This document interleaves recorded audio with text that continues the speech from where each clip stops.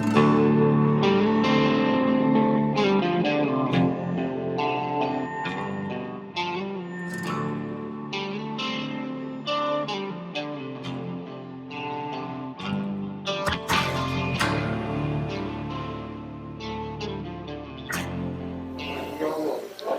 we welcome you to another episode of Hold My Cutter here at Burn by Rocky Patel. Just a short walk from PNC Park, and we're pleased to be joined by Brendan Schuster. And let's find out why Brendan Schuster decided on this as our cigar special, our featured cigar. What is it about this cigar? It's a Deadwood brand, cigar. and you'll understand that a lot more as this podcast goes along. As he chases ghosts. Aha! Yeah, that's what he does. Is that true, Brendan? You chase ghosts? Yeah, I see dead people. We'll say that. Let's just get to the point. Yeah. That's what my wife always says. She's like, "Why don't you just say you see dead people?" What is it now? Let's get right to it. Well, we'll find out the story. But what do you do? Yeah. You chase. Well, okay. So, thanks for having me. Man, talking about a full circle moment right now. I mean, really. I got 20 years to cover in like 45 minutes, so we'll get to the point. Okay. No, you do not rush. Okay. Don't rush. So first and foremost, I got a couple things for you guys. Come on. He comes bearing gifts. This year is on behalf of the Josh Gibson Foundation. Sick. So he's going to hang it up somewhere here. We'll do that. More than welcome to. We'll get a close up of that. Wow. Also, too, So sick. I brought you each a signed book from Vince and I on Never Heard of Them Either. This is the second. Your first one that was published is this is a follow-up to Never Heard of Him. Yes, correct. So Vince wrote Never Heard of Him. Okay. Vince and I wrote Never Heard of Them Vincent Either. Chiaramella is your partner here, your co-author friend. And this is about the ghost. So this is about just 12 baseball players you really don't hear about. In the book, there are 3 guys that are part of the Unmarked Grave project that we did write about. So Dave Allen, who played for the Pittsburgh Keystones in 1887, Willis Moody, and Emmett Bowman. So there's 3 just guys that 2 we have markers for, 1 we're working on, but the other 9 are just random baseball players that most guys have not heard of. So that kind of brings it to... Thank you, by the way. Yeah, Holy crap. Thank you very That's much. Really cool. Never heard of them either. 12 more tales from Pittsburgh's baseball past. And Brendan Schuster is our guest. He and Vince Chiaramella co-authored that book. That's the follow-up to Never Heard of Him. And again, you somehow found this niche opportunity to go and find graves, unmarked graves. Yes. So it all started when I read a book called Bury My Heart at Cooperstown in 2006. And it was short stories of how baseball players died and where they're buried. So I got this interest, and I thought, wow, Pittsburgh, they're rich in baseball history. They have the Pirates, the Grays, the Crawfords. There's got to be some players buried in the area. So I got on Google, did a search real quick, and my first find was Hannes Wagner, who was 15 minutes from my house. I said, whoa, this is cool. 15 minutes where you grew up in Carnegie? No, I was in Dortmund at the time. Okay. So he's in Jefferson Memorial Cemetery. Oh, where he's buried. I'm sorry. Where he's buried, yeah. So I said, oh, this is cool. Was it unmarked? No. Okay. No. Okay. So he's in a marked grave. So I went first and I found where he's buried. And can I interrupt you as we go along yes. here? I kick myself because I want to start doing this myself. Mm-hmm. I'm fascinated by this as well, and have not been to his. I haven't even been to his home site in the library and the kind of little mini museum in his honor. Carnegie, yep. What's that grave like? Is it a very simple grave? Is it small? Is it big? Very simple. It is. Right alongside of the road in the cemetery, flat marker. You could easily just pass it by. But if you're looking for it, you will find a bobblehead or a hat or a ball. Somebody will stop by in his honor. Baseball memorabilia will be is at his grave. Talk about one of the best players of all time. Yeah, I know. Yeah. So nonchalant, you could drive right past him and not notice that he was arguably the greatest shortstop of all time. Wow. Right, and Jefferson Memorial. So then I felt like I was onto something. Yeah. I mean, this is cool. Who else is around? Yep. You know, so then a family friend and I said, Joe, I said, Josh Gibson is in Allegheny Cemetery. Let's go find him. And we just felt like two little kids, you know, like we were trespassing, or Yeah. we were thought, does anybody else know that he's here? Like, this is a treasure, you know? So we went before a family event. You went during the day, right? Yes. Yeah. Okay. During the day. Sure. Well, they went with spotlights. Yes, Yeah. for sure. Went during the day, and sure enough, we pull up. You know, we see a sign that says Josh Gibson with an arrow pointing up the hill, and you know, the excitement is just building up. Well, this is cool. So, sure enough, we walk up the hill, and there's the grave of Josh Gibson, the greatest power hitter of all time, who never made it into the major leagues. And same with his grave as Hannes Wagner's. There's baseballs and bats and gloves and anything else you can name. Again, at his a grave. modest gravestone Yes. for Yep. Josh Gibson, Mhm. although there is a marker that says his grave site is up this way. Yes. Okay. Yep, Did, but you, very did you modest. feel like an energy or something? Or like there had to be an excitement, but like was there a little bit more to it? Yeah. So in the book I write about, you know, in the movie Shawshank Redemption, how Morgan Freeman walks up at the end of the movie to this long stone wall. Yeah.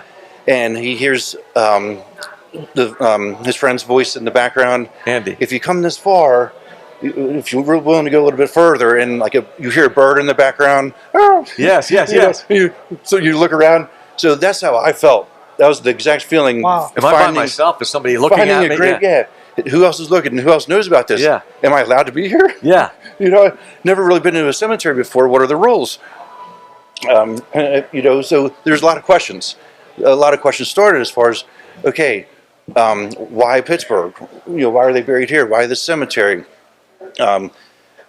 Who else is around? Who was here when he was buried? It was, you know, you think, you know, for example, like it was, you know, I'm just saying, but it was Babe Ruth here. Who was at the ceremony?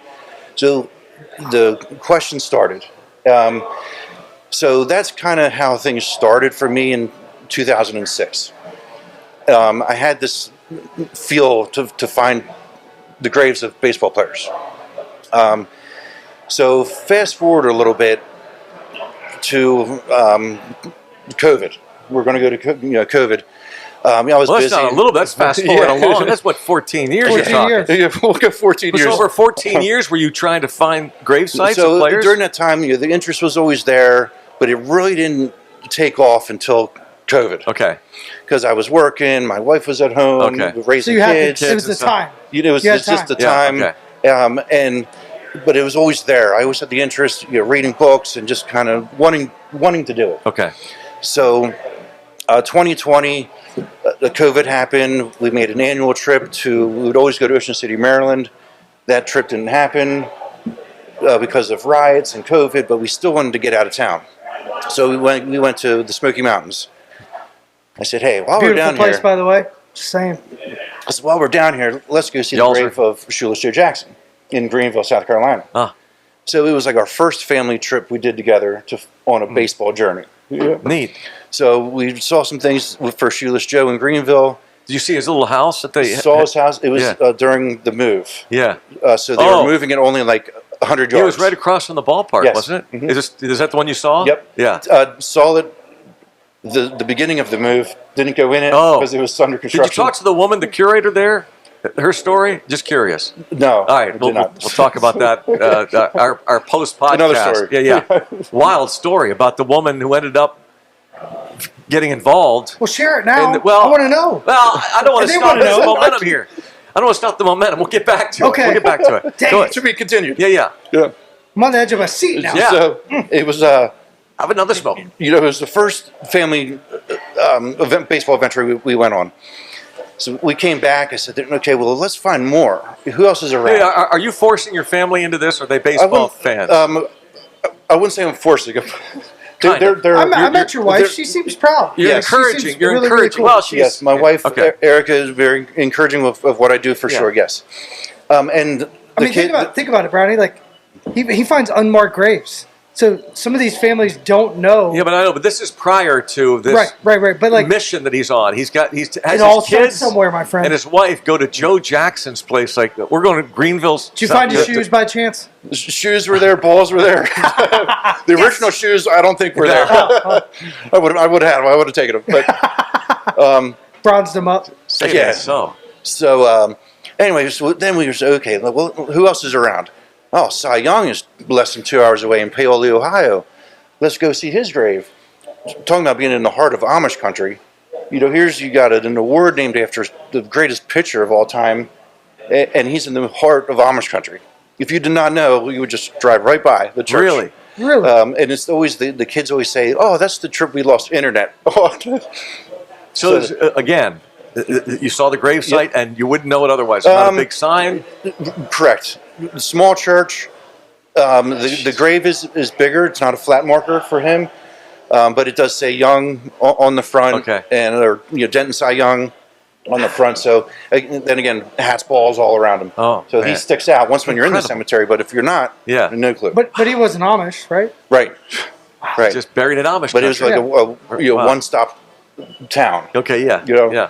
So, okay, this is cool. We're on to something. And then we went and saw Lefty Grove, where he grew up in Lonacoming, Maryland, which is like an hour and a half away near Deep Creek. So we were making these family trips, weekend trips. We would go, find a hotel, spend the night.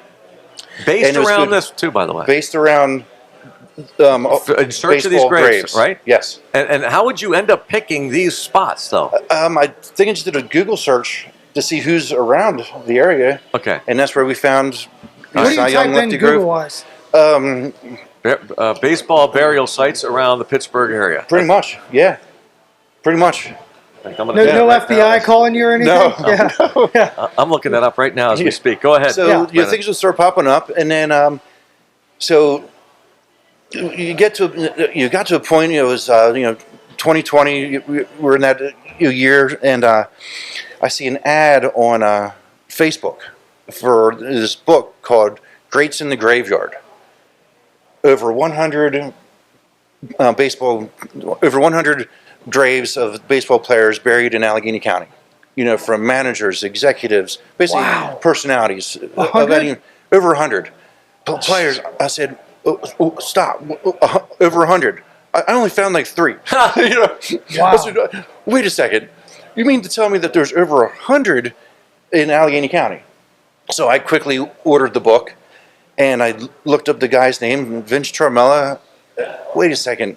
We have some mutual friends. Huh. Wait a second. He's in Bethel Park like I am. So Get I outta messaged a friend. I said, "Do you know this guy?" Come off it, man. And she said, "He's my neighbor." What? I said, What a small world. I want to message him." And it turns out he lives about an hour away from me. And we had some back and forth. I said, it's basically like the movie Step Brothers, where we said, "Did we just become Yeah, best friends?" yeah. Like, I like Call to me do this Nighthawk. stuff too. Yeah. I like to do this stuff too. This is awesome. Come off This it. is cool. But over 100. So I got the book, and I'm like, whoa. Like, this is super cool. I got to find these guys. And he has a checklist on the back of the book. You go to the certain cemetery. Bob Prince is close by. There's certain guys that you know of and heard of. Other guys, one cup of coffee players, we call them. Yeah. Played one game in 1904. You just never heard of. But then when you visit the One of grave, 23,000, I should say. Yeah. yeah, when you visit the grave, you feel like you got to know him. You're there. You're standing next to him, and it's something. So it's something about. what goes into the research, like up to that? Because you say you got to know him. I'm sure you're learning all about him Yeah, going so into it. Vince spearheaded. When he wrote that book, "Grace in the Graveyard," the research is very intense. It's you're really going line by line with players. Yeah. You see a team picture. You say, okay, I'm going to identify all these players, see where they're buried, see who's in Pittsburgh, and I'm going to find where they're buried. So, and then you start, once when I see the grave, that's when I'm doing a little more research. Find out who exactly was this person? Huh. Who did they play for? What did they do? What's their connection to Pittsburgh? And there's a lot of guys that are connected to each other in Pittsburgh. They all kind of have played with each other, know each other somehow, so it's pretty cool to connect the dots. So Vince and I ended up hooking up. On one time, he said, "Hey, if you want to go on I'll take you around. Show you some graves." Oh, of course, yeah, man, I want to go. So he took me to Calvary Cemetery. Was the first time we went out and found these markers of the baseball players. And as we're looking around, he's telling me, "Okay, well, so and so is buried right here. There's nothing there." Well, yeah, that's where he's buried. Well, what do you mean? There's nothing There's there? nothing there. Well, just, how do you know? Just grass. How do you know where it is? Yeah. You take a guess. He did the research to find out, okay, so-and-so is in an unmarked grave in this location. And is it a roundabout or is it pretty precise? Pretty close, he's been near spot on. But then once when we confirm with the cemetery and a marker goes to be put in, they know the exact spot. But if he takes a picture from here to there, it's in the picture, of where it's the in the player's area. marked. Yeah. So, I mean, pretty darn close. Huh. So I felt at that time, he said, yeah, so-and-so played for this team, but they don't have a marker, and you're walking right over them. Nobody has come to see Isn't the marker. that wild? Nobody knows that the player's there. Any cemetery goers, family members, friends, they have nothing to see. So They probably don't even know. they probably don't. Yes, right, exactly. So a lot of questions. Yeah, and I felt like, is this even legal? Yeah. Is this allowed Yeah. to be done? How did this happen? Why isn't there a marker? Now, who do I contact? What do we do to get them a marker? This was kind of out of my territory at the time. So that's how that's how I got to where I am today with the Josh Gibson Unmarked Grave project. And it all kind of... And when did that exactly start? So when it all started, it's just sometimes the pieces just fall into place where they're supposed to, So it all started when Sean, the great-grandson of Sean Josh, Gibson, yeah. Josh Gibson, Josh's wife, Helen, Sean's great-grandmother, was in an unmarked grave for 92 years in Allegheny Cemetery. She's buried close to Josh, down the hill, but they got a marker for her. This wasn't through the Josh Gibson Unmarked Grave project, but they got a marker for her in August of 2022. The Josh Gibson Foundation did. Not necessarily. I'm not sure who found her and got Someone the money did, for her. okay. Somebody did. So they got them. They put a marker in for her, and you drive on the road through Allegheny County, Allegheny Cemetery, on the way to see Josh. Helen is right on the road, and if you didn't know, again, you would drive right by her. And it says, the wife of Josh Gibson. Helen Gibson, the wife of Josh Gibson. She died the day after she gave birth to their twins, Huh. Wow. Josh Jr. and Helen. Huh. So she died in 1930. What year did he die? 1947.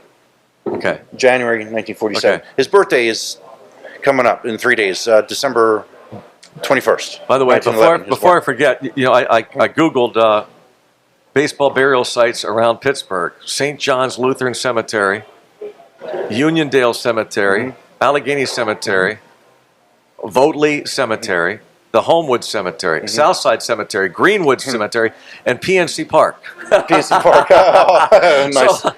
That would explain a lot. So who's buried? That would explain a lot. So anyway, but these other grave sites, it's familiar to you that they indeed absolutely. have? Yep. Okay.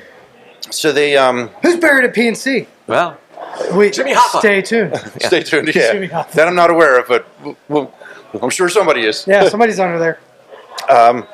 So where was I? So again, back to his widow. She's buried there. So He died in 47. 47. Yep. And so they got a marker for her. So that's when Sean thought to himself, okay, are there any other Negro League baseball players with unmarked graves in the Pittsburgh area? So that's when Sean and Vince knew each other Okay. from prior conversations with trying to find graves and certain things along that nature. So Sean reached out to Vince and said, "Hey, are you aware of any other any Negro League baseball players buried in the Pittsburgh area?" So he said, "Yeah, I am. I have a list started."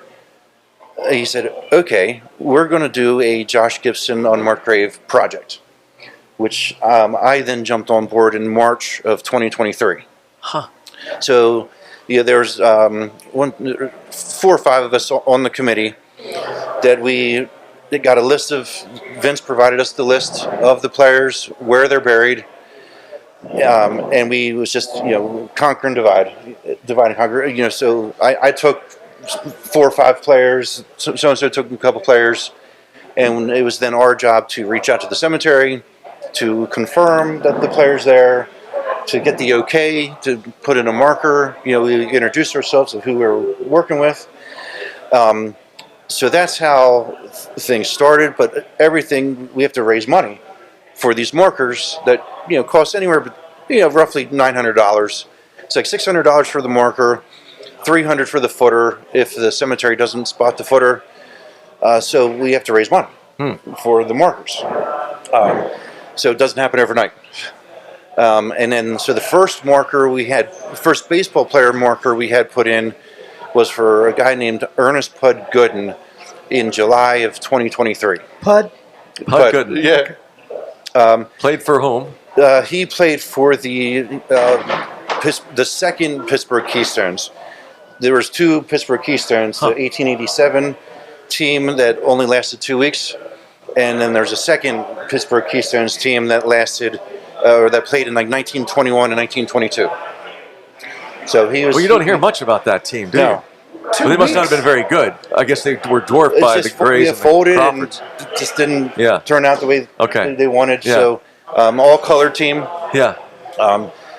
So he was the first marker put in, and then things just kind of steamrolled, from there. So that's where we're at. From July of 2023 to now, we have 11 players marked. Do you have a goal? I guess it's endless. There's no limit. Right. So we know of 21 players that don't have a marker in Is this pre-11 that you already have? What's that? Before the 11? There was a total of 21. Okay. 11 and 11 marked. Okay. Now, so 10 more to go. All in Allegheny County. Yes.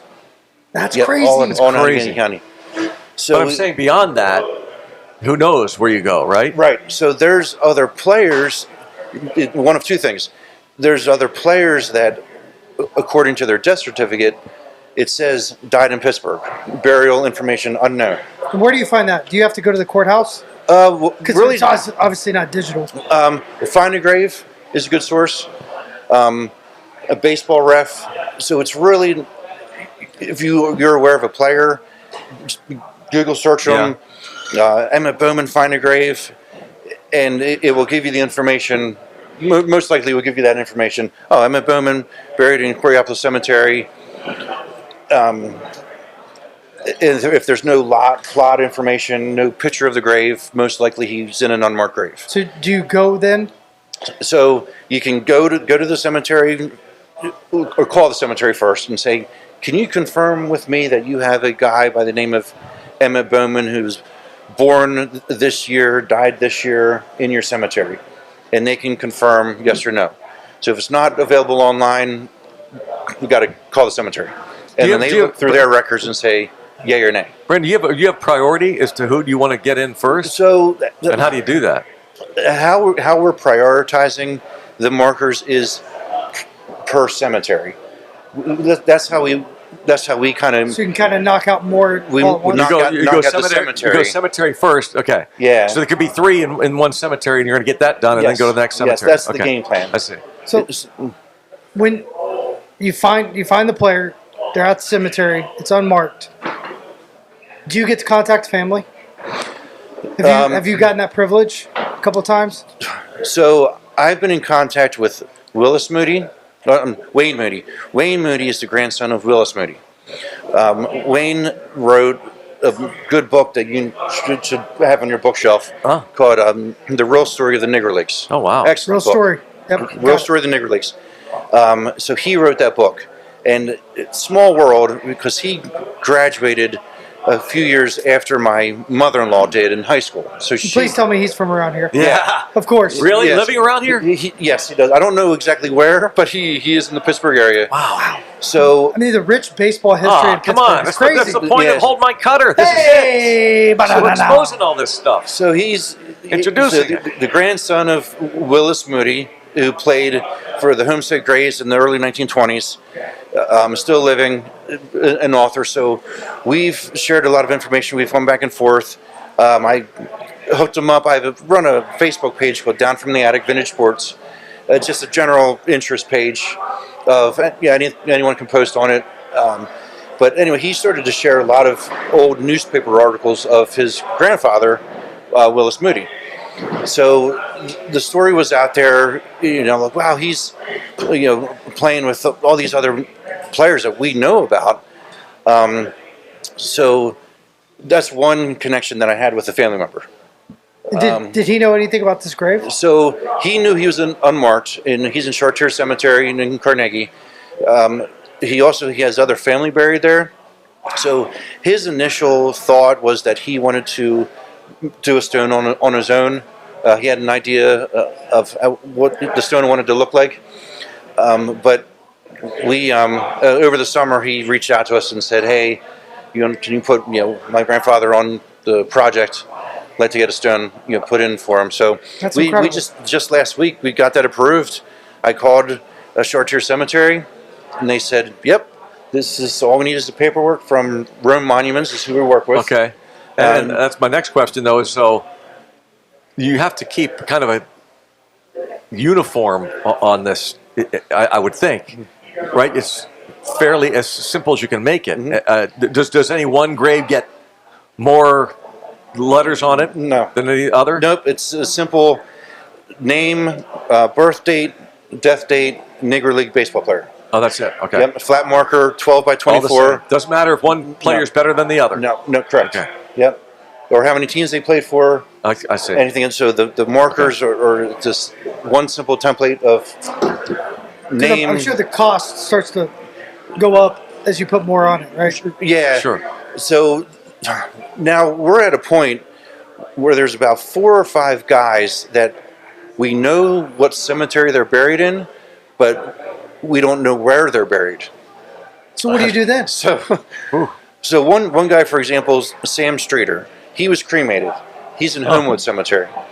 He's in a So section. he could be everywhere. Well, technically. Literally. he's in a section, and the cemetery confirmed it, but he doesn't have a lot, like an actual plot himself. So what we need to do with him is we talked to the cemetery, and they said, "Yeah, you can do a plaque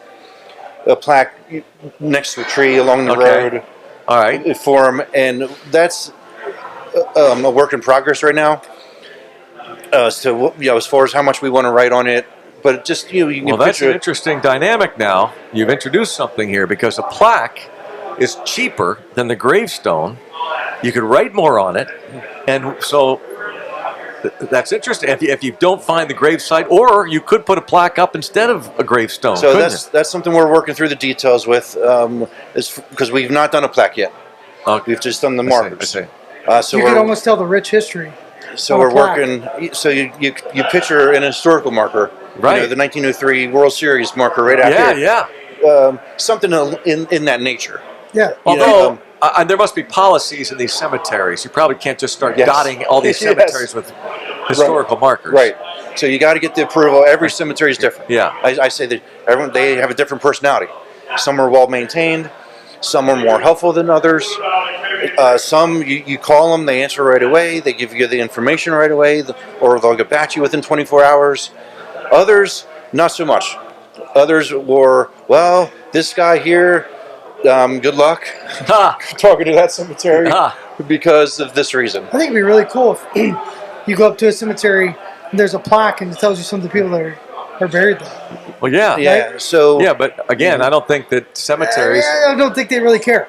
I disagree with you. Some do, some don't. But I think it'd be awfully interesting to Some- see It if would. this develops like this. Would. I mean, if I was anywhere near Josh Gibson, I'd go see his grave. Yeah. Well, now I'm thinking what I want to do is I want to get a nice plaque by the Josh Gibson grave site that has all the information on it. How about that? Ooh. So Hold speaking my of, cutter. Sponsored by. Sponsored by Hold My. By the way, speaking of, before we go any further, if somebody wants to contribute to call the Josh Gibson Foundation, or do you? I actually have, if We'll put this. I'll get all this information. Put it at the bottom. okay, so we have a website, www.jgfmemorialmarkers.org. Okay. On the website. Okay. Okay, Awesome. Cool. So that's And where it's only about 2 years old. yes, yeah, March of 2023, I think, is when roughly the website went live.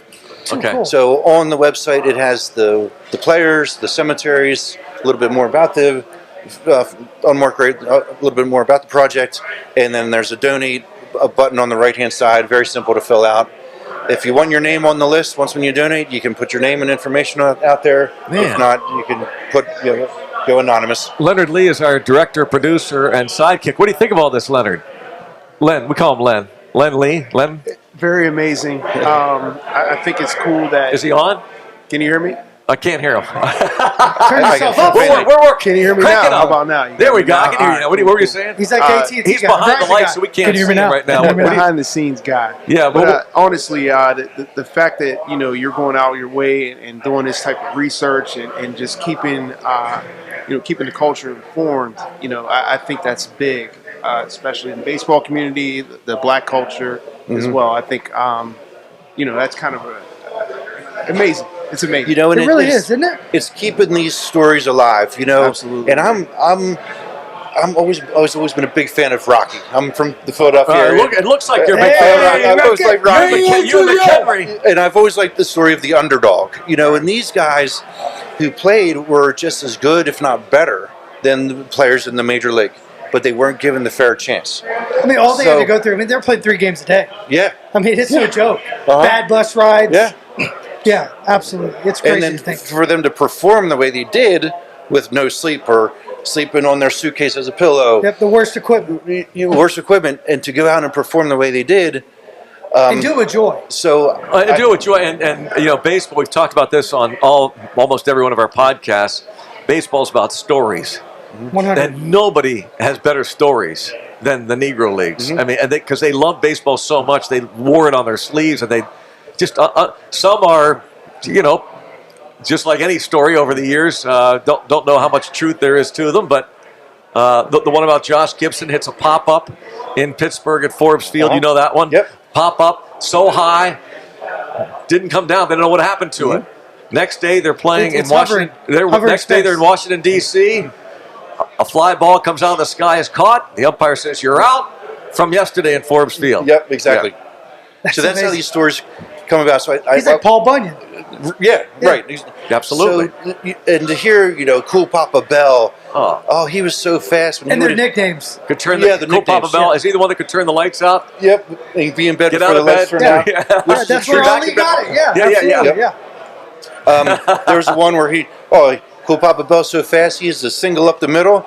He rounds second and it hits him in the back. Yeah, that's right. That's a great one.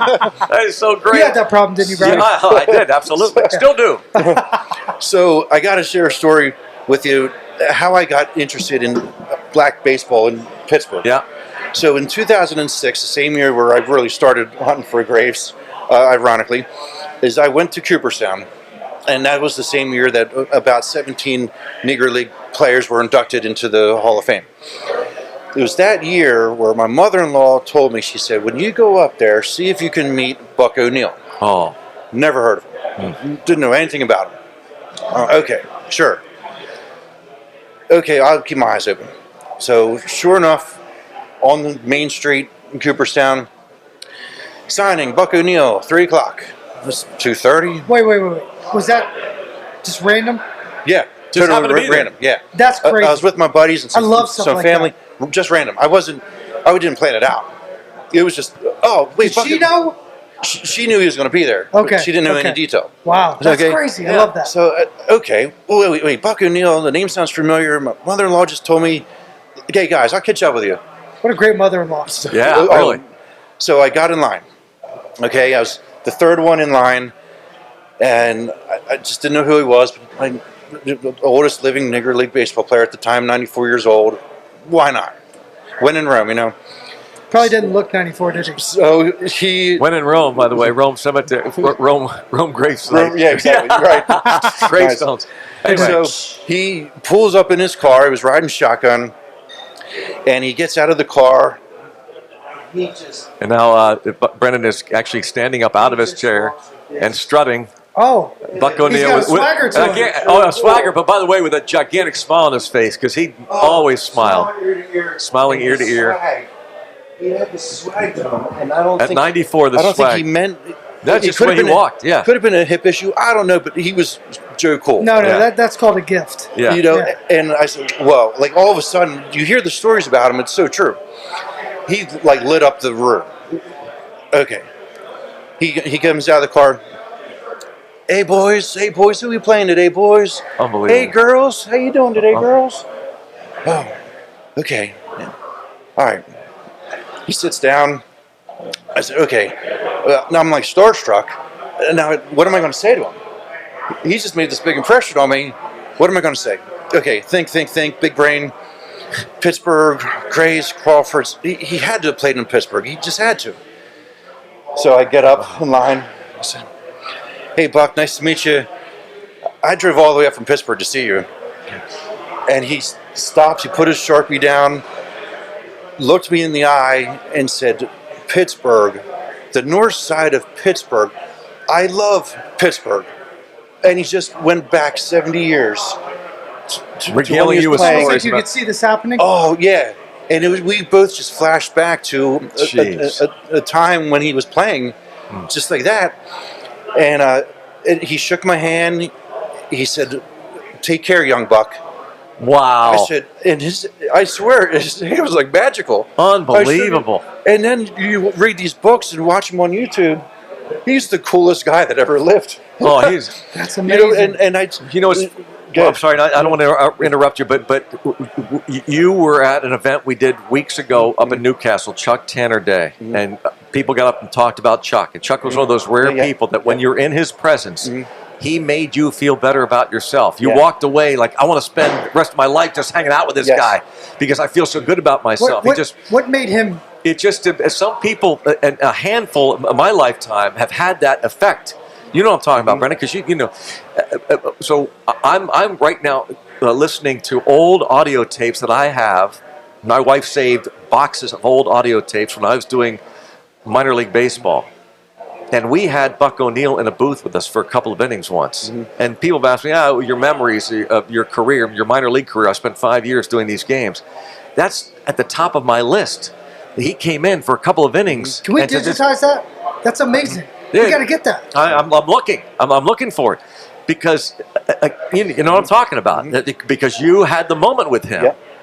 It was one of those moments, for sure. And people say, who was the most influential person in your life? Buck O'Neill's top 5. Isn't that I mean, amazing? Made it for that 5 minutes. One little interaction. 5 minutes. Interaction. Really? 5 minutes. He just had that aura. It just had that oral. And so at that time, I said, I got to learn more about black baseball in Pittsburgh. I know there's something there. I So just this need to elevated find your it. journey. Yes. Ah. So that was part of my interest of how things kind of started. I got to learn more. I'm Homestead Grays, Pittsburgh Crawfords, for crying out loud. 2 of the greatest teams that ever played So, in the Nigger Leagues. talk right about here. that. on Oh the yeah. living. I mean, again, Talk about that process, right? A lot of people, maybe they know, maybe they don't, but like, talk about where'd you start from there? Obviously, you get a deeper interest because a good old Buck. Go from there. Like, what was the next step? And you were just like the next aha moment. The next moment was probably, we're going to 2020, February 2020. So think about it. His love, right? 06 to 2020. That's when I left college, Brownie. but okay, there we go again. But no, I'm just saying I that's a know. long time. Yeah. So my entire pro career, Yep. right? Yep. And I'm in the booth now. Yep. 2020. That's nuts. It is. And his love carried him all the way. And his A next beautiful big moment, journey. Yep. chasing that moment, Yep. obviously, Yep. it's a euphoric feeling. Keep going. So the next moment was February of 2020, before COVID. Sean. We call it pre-COVID. Yeah. Pre-COVID, yes. Pre-COVID. Yeah, yes. Sean hosted the 100th Sean Gibson. anniversary. Yep, Sean Yep. Gibson hosted the 100th anniversary of the Negro Leagues at the Heinz History Center because they were formed by Rube Foster in 1920, February 1920. So they celebrated the 100th anniversary. So my wife there. Prior to that, not to interrupt, but prior to that, were the Negro Leagues, was there anything where During that time, was it just like Sandlot baseball at the time? pre-Negro Leagues. Yeah, I grew up. One of my first books was the Josh Gibson book. You know, my grandmother gave it to me when I was 4 or 5. I could barely read it, but Josh Gibson, Jackie Robinson. So I fell in love with those guys. But I never thought about prior to that. Was there anything there? Sandlots. Yeah, I mean, you think they played at Greenleaf Field, at the Hill District. They played at Forbes Field. But prior to when Nothing organized. So they did what barnstorming, which they would have a team and they would just go from town to town and do basically pickup games. So they just go whoop up on people. Yeah, Pretty much. Yeah. So Sandlots from we'll say 1900 to 1920. So even when I wrote on Emmett Bowman, who died in 1912, he didn't have a headstone for 111 years. He died at 26 years old from tuberculosis, but he played with another great around here, Pete Hill, who grew up in Homewood, Rube Foster, Grant Home Run Johnson, these pre-Negro League players, and he was the trailblazer for what we now know as the Negro Leagues that started in 1920, and then that formed, and then 27 years later, Jackie Robinson integrated baseball. And then the Negro Leagues kind of faded out because everybody wanted to see Jackie play in the majors, and others that followed him, they were more now going to Major League Baseball games. So the Negro Leagues eventually faded out during that time. The 100th anniversary of the Negro Leagues, that's where I met Sean for the first time. And I met Al Oliver. What a great human. And just they presented on the Negro Leagues, not only just Josh, but other players of just the history of the game. I said, this is cool. Like, this is Very just cool. right up my alley. Yep. I like history. I like baseball. That's so great. My baseball career didn't turn out to much, so I'm like, I want to dig into this. And things really evolved, for 2020, to where we are now with then putting in the markers for these That's a players. lot of stuff in a short amount of time you've It's done. amazing. Yeah. Hey, Wow. how many times have we heard the story? Instead of being "oh pitiful me" during 2020, people said, "You know what? I'm going to do something." Oh, yeah. And something great comes We out. talked of to it. David Allen about that, Yeah, right? Isn't that David crazy? Allen and his, Yeah, because you could clothing sit back line. and be like, "Why is this happening?" Yeah. Or you could take charge. So And that's you took charge. That's so awesome. Vince, when he wrote the Grace in the Graveyard book, that was his project. He said, "I'm going to walk in cemeteries and try to find family members." Or then he thought, "You know what? I'm going to try to find baseball players." So that's how he started with the book, made a negative into a positive. Yep. Right there. So, and then we just traveled around, learning more about players in the area, and then just resurfacing their stories that I wrote on Willis Moody and Emmett Bowman in the book. You Google search Emmett Bowman, you're not going to find anything about him. Huh. Nothing. So I kind of twisted it with the Josh Gibson Foundation and how he was basically my first assignment, and how it was my personal story of that player. Interesting. He played with the Philadelphia Giants until 1911. It was his last baseball career season, and died in 1912. And then his brother George played in the Negro Leagues, but he's buried in Iowa. Another guy that we had marked is Lefty Pangburn. He's in Round Hill Cemetery. He played with Emmett's brother, so they all There's all so many connect. ties and connections. you Yeah. know. So What's one or two players that you just resonated with? They don't have to be well known. Could have had a cup of coffee, but like you're just like, wow, what a story. I would have to say Emmett Bowman. I think just because he was my first one that I had him, until you see the marker put in, You know, What a it's great like, moment. whoa. What does that feel like? Yeah, It was and like- by the way, is there a ceremony? Are you always there when it's put in? No. Okay. So there was a ceremony for Pud Gooden because it was like the first marker. Is that his real name? Ernest Pud Yeah. Gooden. Pud was his great nickname. You want to know Names. where I got the nicknames from? Yeah. I started as a Oh, kid. I know. But Yeah. nicknames have been phased out over the years too, Yeah, unfortunately, well, with baseball. that's sad. Yeah. So there was a ceremony for him in July of 2023. Not all have ceremonies, but when I first saw Emmett Bowman, I knew nothing about him until I walked up that hill and saw his stone. I said, I need to learn more about this guy. Yeah. Who is he? Who did he play for? You know, and that's when Vince and I had this idea of writing the book. He said, you know, I already had my story written on Willis Moody. He said, pick 2 more guys to write about. I said, I want to challenge myself and write about Emmett Bowman just because of the story.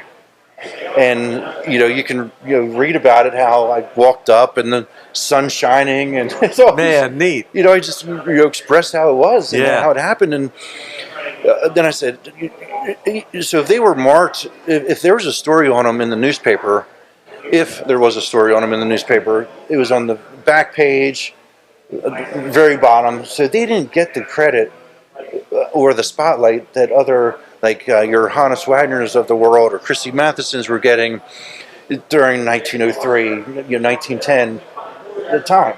You know, so they were always put off to the side. So finding this information was a challenge to find and write about. Now, Brendan, this is a dumb question. Are these all Negro League players? No. Okay, that's kind of morphed into this for Yes. you. Yeah. The grave sites and the Josh Gibson Foundation. It started out beyond that, and so now you're kind of concentrating on the Negro League players get their grave, but there are then many others that are unmarked, aren't there? There's other white players That's what that I are mean. unmarked. Yeah. Yes. So that's another Jeez. project to tackle. We're just focusing on the Negro Leagues. Man. And there's other Negro League players buried outside of Allegheny and in other cities, Philadelphia Uh-huh. and Cleveland. So Sean has been contacted by people from these cities. Beyond this area, And they're yeah. seeing that what we're doing. Hey, do you know about so-and-so? He's unmarked here. How can you help? What can we do? And it's kind of like, hey, we're focusing on Pittsburgh right now.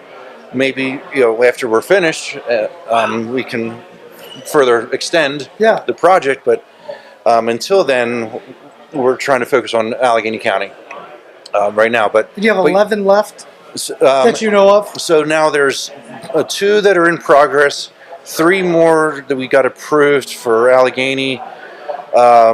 So I think 3, 5. I think there's 6 that are in the process of being put in.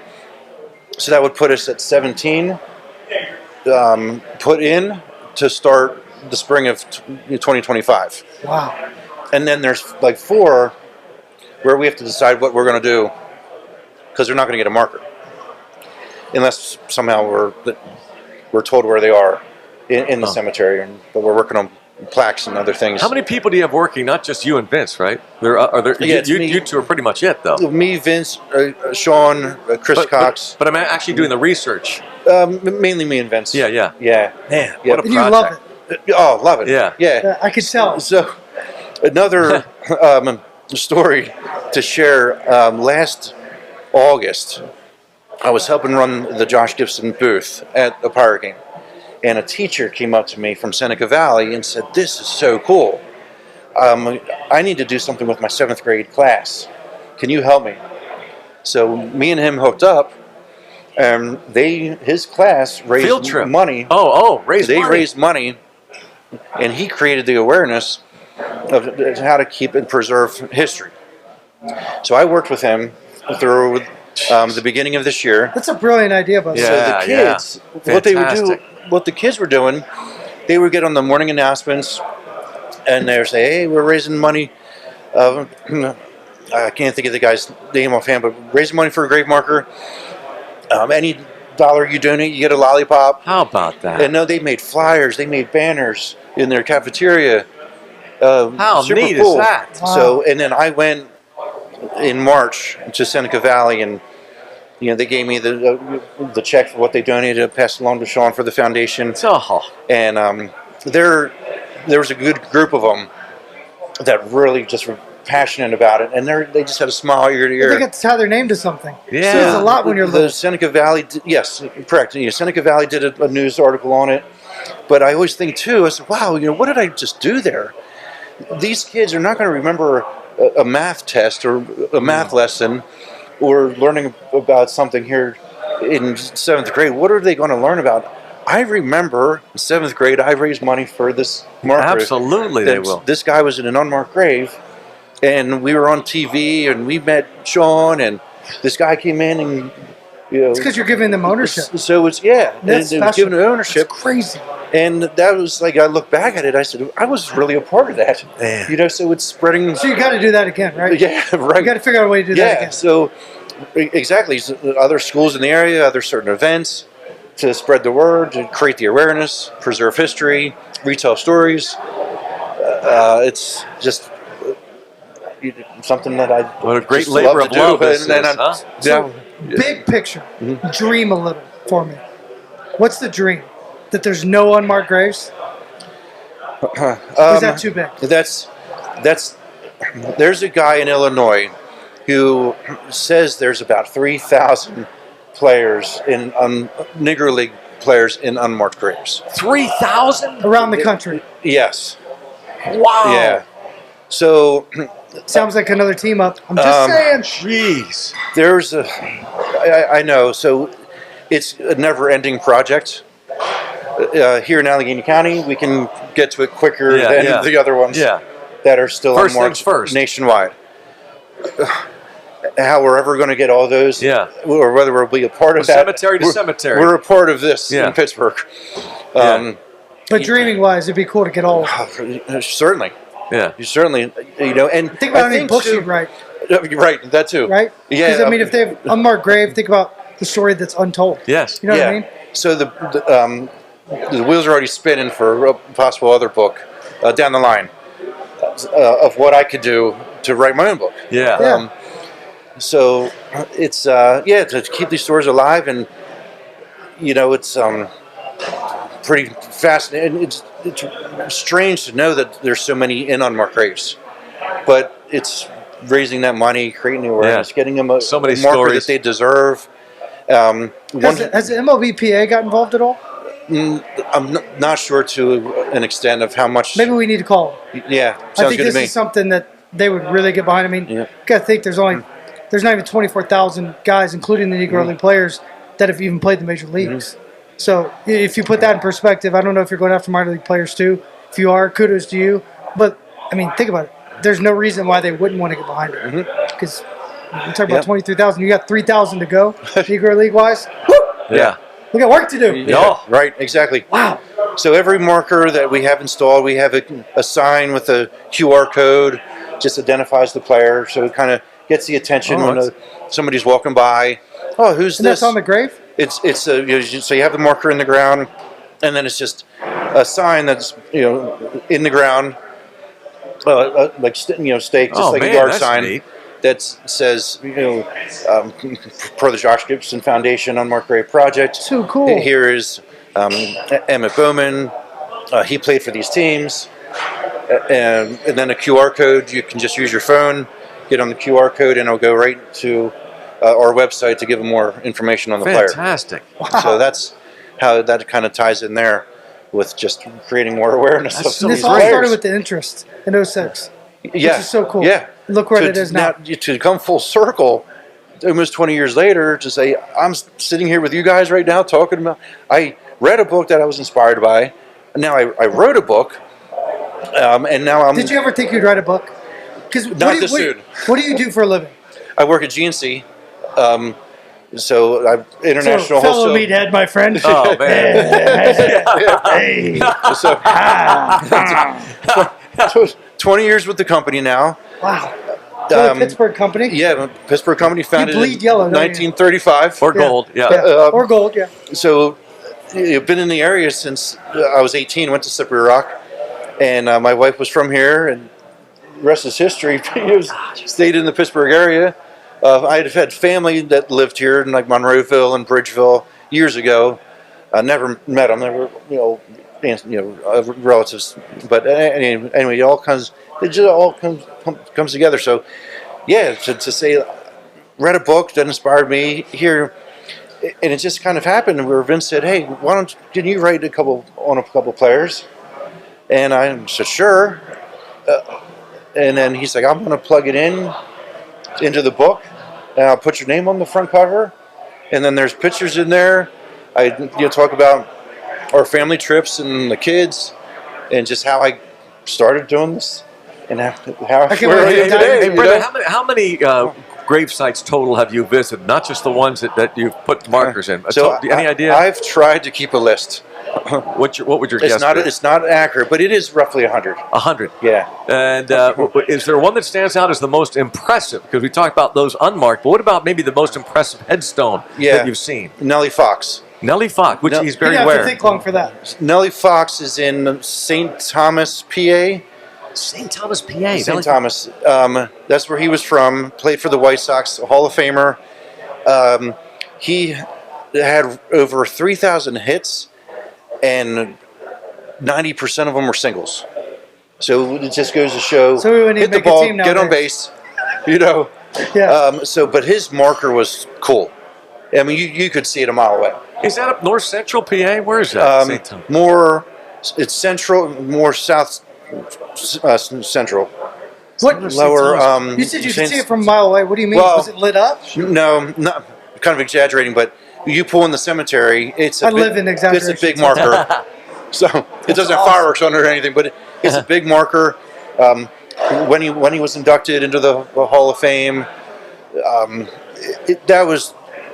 it was different than the other markers that I was finding that were just flat markers with just the name on the marker. Wow. That's right near Chambersburg. I'm from Central PA, and I should know that. Anyway, So Come on, Brownie. come on, let's get with it. There Let's you go. go. So Come on. I think it sounds like you guys are on an adventure here. Yeah, we are. find- We're yeah, going to find we'll grave be, markers. We'll be To find following graves. you. We're going to have a Yeah. caravan going. Nice. I like it. I like it. One Like Dumb and Dumber. One, Yeah, yeah, right. The other way. Doggone it, man. That's wild. Totally redeem yourself. Yeah, we're in the wrong cemetery, which has happened before. Oh, I'm sure.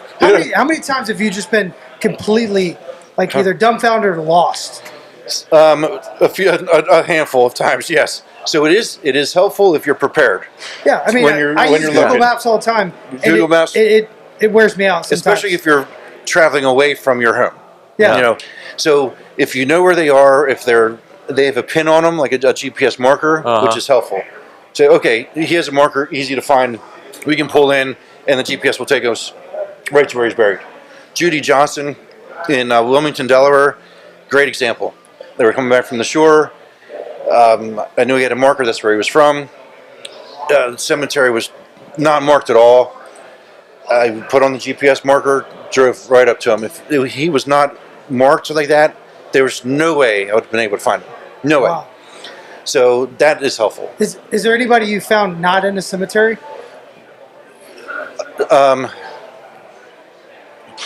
There was a cemetery. No, not just yet. But there are times where you've been misled. Where it could be the name of the cemetery is very similar, or like Uniondale, for example. You have Uniondale 1, 2, and 3 right here on the north side. That can be confusing. Oh, it's using Uniondale. Which one? But Wait, there's 3 Uniondales? yeah, What?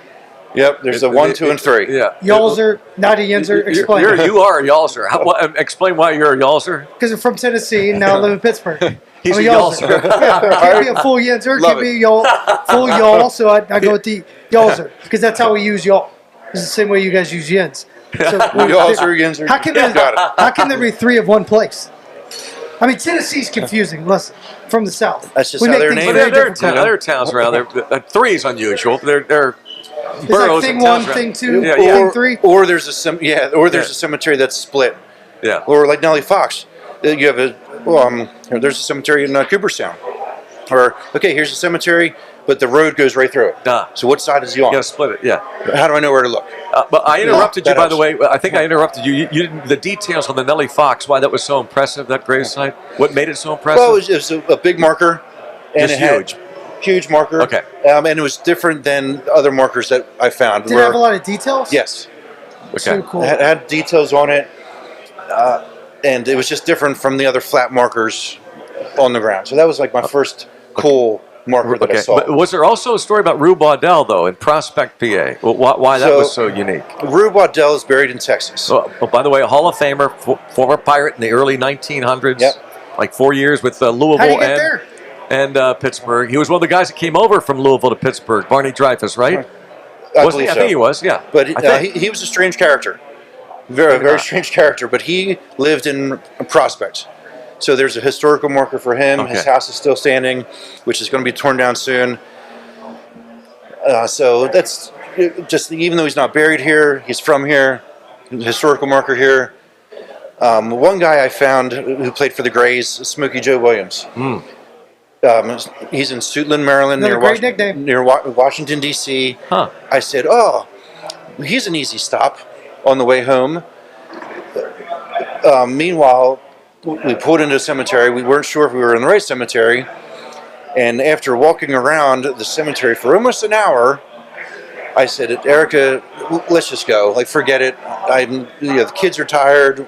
We need to get home. She said, no, we are here. We're going to find him. Don't lie, it was getting dark. You're a little nervous. So, Yeah. sure enough, he's right in front of us. I just walked over him. You always listen to wife. Jeez. He's in the cemetery. He's in this section. I find him. I look at him on the Bang. picture and find a grave. They're looking at the background. Okay, he's in this section. Where is he? And we must have walked by 10, 15 times. Oh, my gosh. Like, he's right there, right near our car, where we parked. It's Yeah. almost like a detective story. Like you're He being was- asleep. He was smoky. Ah, yes, no So doubt. the- That's so- again. yeah. That's why So part of the deal. that- Hello, All comes hold my around. cutter. Hold my cutter. That can happen a lot, too often. Do you have any like ghost stories? But just, Anything just to confirm, because most of the time I'm wrong, but in Not 1899, true. Barney Dreyfus purchased the Pittsburgh National League Club, arranged that trade with the team he previously owned, the Louisville Colonels, and he brought with him Hannes Wagner, Fred Clark, and Rue Baudel. Greatest Wow. trade in There you go. Pittsburgh Yep. history. And that led to all the championships. Yeah. Anyway, Yeah. I'm sorry. That's okay. I feel like good trades. Ghost stories. Just like to confirm. Yeah. There's a story. Walter Johnson. He's in Rock Hill, Maryland. So again, another one. When we travel, going to Ocean City, Maryland for our vacation, let's find a guy. Walter Johnson, Big trade. Hall of Famer, one of the first 5 inducted. The original big train. We got a Yeah. big locomotive in our Paul Skeens. Yeah. So between Walter Johnson, Hannes Wagner, Christy Matheson, Babe Ruth, Ty Cobb were the first 5. Christy Matheson is in PA also, but I haven't seen Babe Ruth or Ty Cobb yet. So I've seen 3 out of the 5. Of Do you know where they're buried? Of the inaugural class. Babe Ruth, New York, Ty Cobb, Georgia.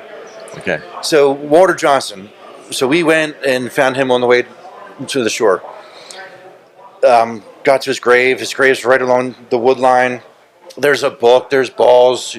That people are leaving. So my two kids, Kogan and Kara, they're just kind of up to no good. But they're looking in the woods and they see this crazy, creepy doll that's in the woods that had no reason to be there at all. It wasn't walking, was it? No, it wasn't Okay. walking. It was a doll. It's just like in the tree. And so that Children was of the corn. So every time we talk about, that's how they think of Walter Johnson. Oh, they're creepy doll story. I bet they have some What a really great good thing to think stories. Yeah. Well, could you imagine a kid? What'd you do in a graveyard when you were a kid? Did not go. Yeah. Oh, I lived there. If I could find one, I was there. They always talk Stayed about. away. They always say, "Hey, on the way to the shore, can we stop and see if that creepy doll's still there?" So Walter that's Johnson was not the big So- train. Walter Johnson was Creepy Doll. Yeah, Creepy Creepy doll. Nickname. Yeah. Yep. No internet for Cy Young. Yeah, of course. Yeah, that's a Creepy Doll. No internet. So So Kara. that's how you really have marked. Yes, Yeah. exactly. Right. So that's how the kids know. Kara, our youngest one, has really helped out, and she's adventurous with the graves. Oh, okay, she loves She's gone out with Vince and I, Oh, nice. and has done promo videos of where we are, who the player is. Wow. I'm sure it's a blast. I mean, that's an adventure for a kid. Yeah. Right? You don't know what you're gonna find. She talks.